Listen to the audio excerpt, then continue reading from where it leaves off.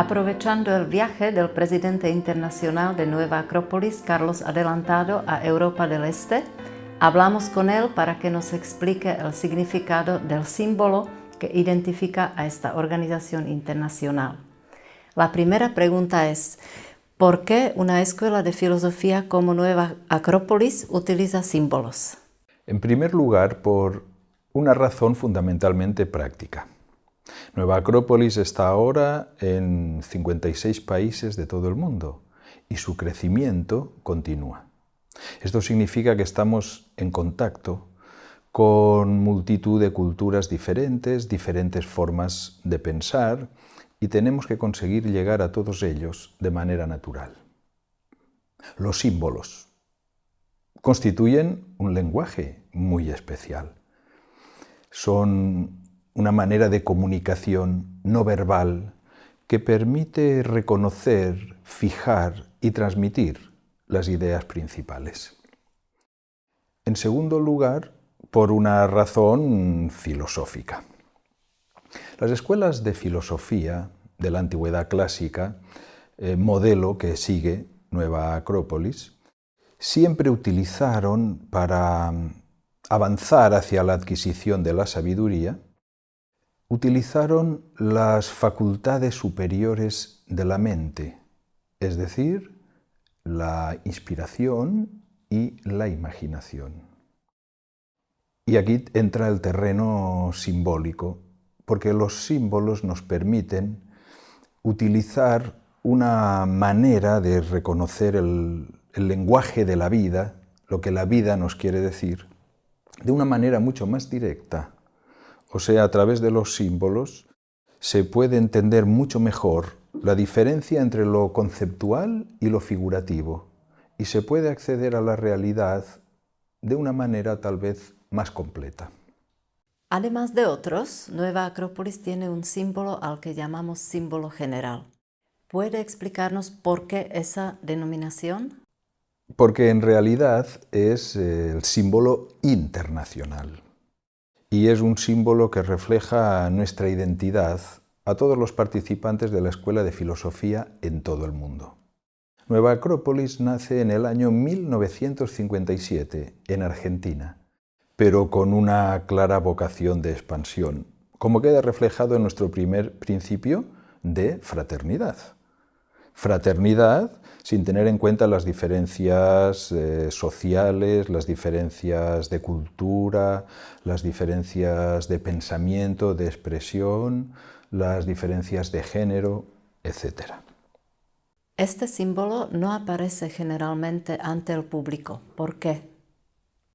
Porque necesitamos que primero es necesario una formación filosófica para entender una serie de principios filosóficos que nos permitan una mejor y mayor comprensión de este símbolo. ¿Puede usted mencionar algún ejemplo? Por ejemplo, que existe una gran relación entre lo celeste y lo terrestre, lo de arriba y lo de abajo, lo que pertenece, vamos a decir, al mundo superior y al mundo inferior, lo interno y lo externo, lo visible y lo invisible. Los filósofos herméticos le llamaban el principio de correspondencia. En realidad se trata de dos mundos, dos planos diferentes, pero que están en contacto, que guardan relación entre sí.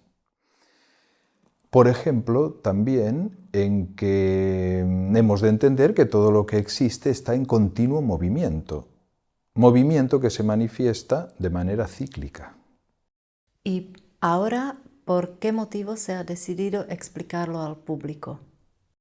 Porque es evidente que ahora mismo las personas tienen un acceso más fácil a todo el significado, el estudio de los símbolos y sus relaciones.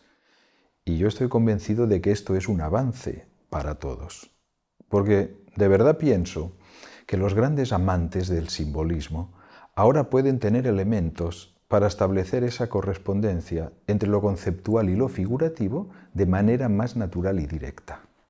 ¿Por qué se eligió el águila como el animal representativo? Se eligió por el mismo nombre de Acrópolis. Acropolis como ya sabes, significa ciudad elevada. Es lo más alto en las ciudades. Hemos de reconocer que el animal que vuela más alto, el ser vivo que está más cerca del sol, el que alcanza mayor altura, es el águila. Y partiendo de este punto de vista es que no podemos utilizar otro animal simbólico para relacionarlo con la idea que encierra el nombre de Acrópolis, lo elevado, ciudad alta. Esta águila solar celeste de oro está llegando a la Tierra desde lo alto o está levantando el vuelo. ¿Cuál es la interpretación correcta? Puede interpretarse correctamente de las dos maneras. Por un lado puede estar aterrizando, o sea, podemos interpretar que está descendiendo, porque desde lo alto de la conciencia o desde el plano subjetivo llegan las ideas hasta el mundo de lo sensible. Es desde arriba de donde se origina la intuición y la inspiración. Pero también es correcto interpretar que está despegando, o sea, que está ascendiendo. Porque todo esfuerzo, en el mundo inferior vamos a llamarlo así, todo esfuerzo es un cúmulo de energía que puede ser trasladado a lo superior. En realidad, esta posición de las alas es un reflejo del contacto entre el mundo superior y el mundo inferior. Pasemos a hablar de la parte inferior del símbolo. Muy bien. El centro del símbolo, en su parte inferior, está ocupado por una antorcha de fuego, que es reflejo del sol que aparece en la parte superior, simbolizado por el águila. El fuego, en sus atributos físicos principales, refleja calor y luz. El calor físico en el mundo metafísico se convierte en amor y la luz del mundo físico se convierte en sabiduría en el mundo metafísico. Por tanto, estamos hablando de que los atributos del fuego, simbolizados por esta antorcha, son el calor y la luz, o sea, el amor y la sabiduría. Eso precisamente es filosofía, es amor a la sabiduría. Y como nosotros somos una escuela de filosofía, esta es la parte central de nuestro símbolo, la antorcha de fuego. Al lado de la antorcha hay una pluma. Sí, está a la derecha. Es la pluma de la justicia, es la pluma de la ley, de la rectitud. Por eso aún ahora en los juicios se levanta la mano derecha para jurar decir toda la verdad. Además hay un hacha. También hay un hacha de doble filo a la izquierda. La izquierda simboliza siempre la creatividad, lo impar. Pero lo impar está relacionado con estar en continuo movimiento. Está relacionado con no resignarse ante las cosas que suceden. Está relacionado con buscar siempre algo mejor, una especie de armonía, de avance, progreso en todas las cosas. También simboliza abrir caminos. El hacha es un hacha de labranza, un labris, de doble filo, como habíamos dicho, que simboliza el trabajo que se requiere para esforzarse en la superación individual y colectiva, dando mucha importancia a la convivencia y a la búsqueda del bien común. El hacha es una herramienta de construcción. Estos tres elementos tienen relación con la parte superior, la del águila solar. Efectivamente. Como habíamos dicho, el águila es un reflejo del sol y de la luz. Los elementos inferiores de los que hemos hablado muestran esa relación en el mundo inferior. Tanto la antorcha de fuego, o la pluma, que es azul, celeste, color del cielo, o el hacha, que es de oro, son reflejos de ese águila dorada que representa al sol. Es evidente que es un símbolo muy complejo. Más que complejo, yo lo definiría como completo, pues Nueva Acrópolis tiene una gran vocación de abarcar diferentes ramas del saber y de la actividad humana. Y todavía queda algo importante. Queda hablar de la rueda del destino, la rueda de la vida o también la rueda de la historia. Está en relación con el tiempo y con el espacio, ambos concebidos de forma esférica y con una manifestación cíclica. Como se puede apreciar, esta rueda tiene dos triángulos entrelazados, formados cada uno de ellos por tres puntos blancos y 3 puntos negros. Es similar al concepto oriental del yin y el yang, el símbolo del Tao, donde la dualidad se complementa y no se concibe como una oposición.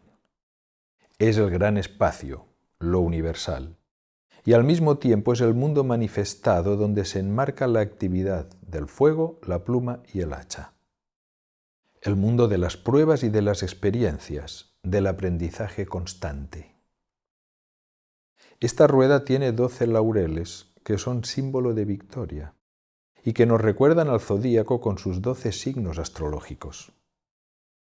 La rueda demarca el espacio y el tiempo en continuo movimiento, pues como puede apreciarse por la dirección de las hojas, está girando hacia la derecha, porque es un movimiento de construcción y no de destrucción. Entonces, ¿en qué está inspirado este símbolo? Es una muestra del eclecticismo que está presente en todas las enseñanzas que damos en Nueva Acrópolis y que también es una evidencia de nuestro segundo principio fundacional, que hace mucho hincapié en el eclecticismo, o sea, el estudio comparado. El águila la podemos encontrar en Grecia, en Roma, en los indios norteamericanos llamados Pieles Rojas y en otros muchos pueblos. La rueda de la vida está inspirada en la medida del tiempo y del espacio de la antigua India. Los dos triángulos se relacionan con diversas filosofías, orientales y occidentales. La corona de la victoria es greco-romana. El hacha de doble filo nos llega desde la civilización cretense, aunque ya se utilizaba en Egipto. También la pluma de la justicia aparece en Egipto. Y el fuego, sea como antorcha, sea en otras variadas representaciones, es tal vez el símbolo más universal, y lo encontramos prácticamente en todas las antiguas culturas del planeta. Todos y cada uno de estos símbolos por separado pertenecen a la humanidad, son su patrimonio cultural, porque no se limitan a un periodo de la historia ni a una zona geográfica. Representan los valores más elevados, que siempre han ayudado a los seres humanos a dejar atrás etapas anteriores y a proyectarse hacia un futuro que todos soñamos y queremos como mejor. Y todos juntos, así reunidos, constituyen el emblema de Nueva Acrópolis y reflejan realmente aquello que está contenido en nuestros 3 principios fundacionales, los grandes objetivos de Nueva Acrópolis. Muchas gracias. Agradecemos al presidente internacional estas aclaraciones sobre el símbolo de Nueva Acrópolis.